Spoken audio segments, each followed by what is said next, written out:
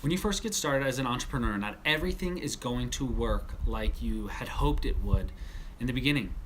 And even after you've been started for a while, it may still feel like you can't see the trees through the forest.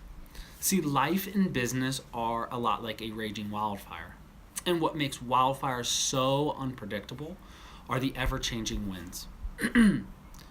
So, somewhere along the way, we have to be willing to adapt. Instead of looking at failure and struggle or the lack of success as problems, let's try flipping our perspective and think about how they may be opportunities for growth.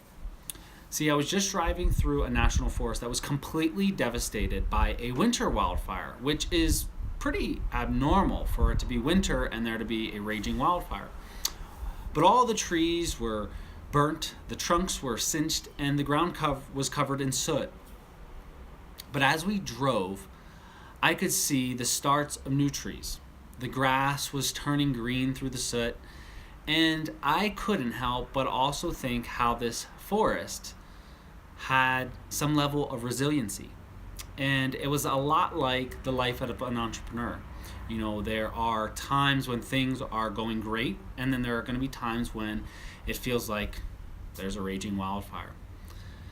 Sometimes everything around you is going to look pretty sad.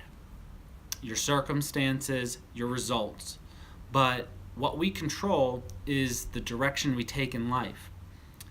And so when those opportunities arise as entrepreneurs, the best methodology that I can tell you from my experiences are pivoting and looking at how we've started something.